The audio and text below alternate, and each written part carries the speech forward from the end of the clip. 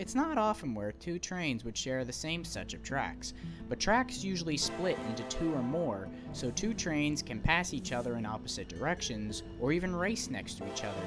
But it depends on everyone following the rules and making sure both engine crews and dispatchers are paying full attention and know what they're doing. But sometimes it takes one small mistake to cause a massive catastrophe. On August 7th, 2015, in Sandersville, Georgia, NS train G23, a local from the Battle Lumber Company in Wadley, Georgia, was heading back to Tennille, Georgia from doing morning work. The train was led by SD 40-2 1637. The crew was given a track authority from the NS Savannah dispatcher to proceed toward Tennille Yard. Meanwhile, intermodal train number 208 from Inman Yard at Atlanta to Dillard Yard in Savannah was sitting at the yard at Tennille on the main line near milepost S133.0. With Dash 940 CW 9796 leading, ES 44 AC 8132 trailing, and a full double-stacked load of intermodal containers.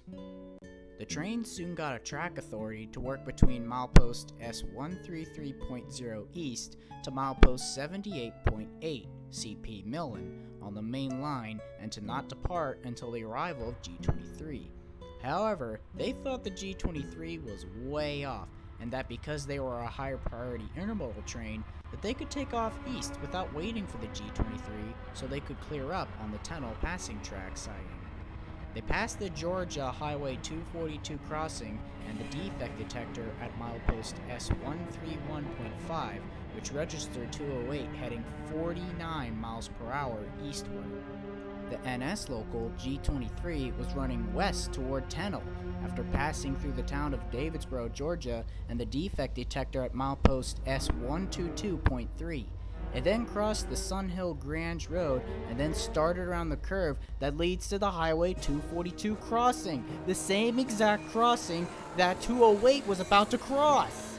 They saw the NS 208's headlights and immediately threw their train into emergency braking before bailing out. The crew of 208 did the same thing, but it was too little, too late.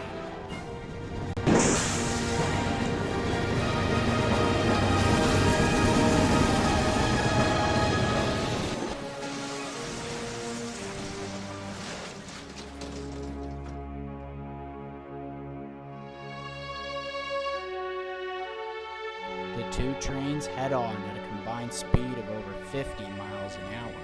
Because 9796 was going faster, heavier, and had an anti-climber device on the front, it slung the SD 40-2 sideways and off the track, destroying her cab and body.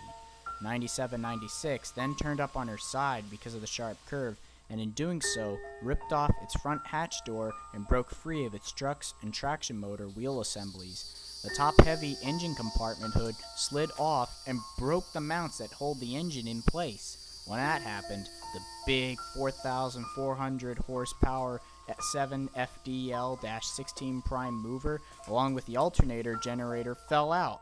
That also severed the red fuel lines that feed the motor from the 5,000-gallon fuel tank and began leaking the red farm diesel fuel.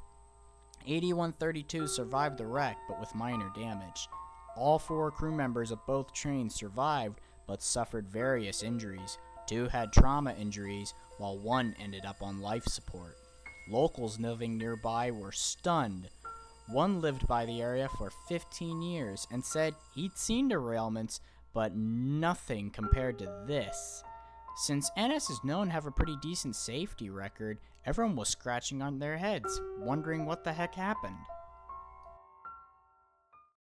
Investigation revealed that the cause was the dispatcher giving a track warrant for the stack train to meet two locals, and adding the words, "Do not depart until."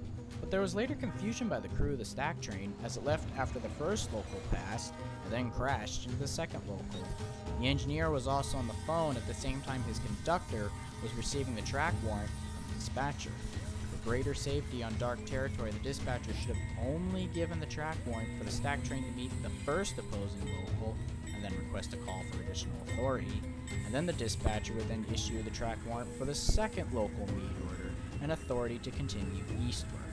But the dispatcher was trying to save his time by including 2 trains in the same meat order, but left it open for the crew to miss the fact that there were 2 trains in the meat order, not 1. The crew should have also read and reviewed the orders together and fully studied them. When there's less to study, there is less room for error. The engineer should have also never been on the phone while either texting or calling someone on the job.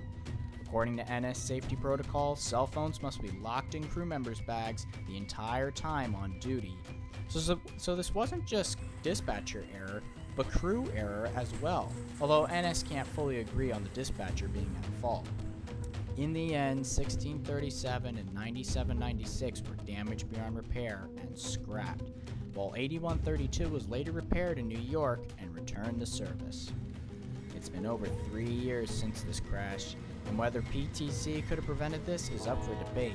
Well, we can only hope that dispatch procedures can be modified to prevent lazy shortcuts so we'll never see such an accident ever again.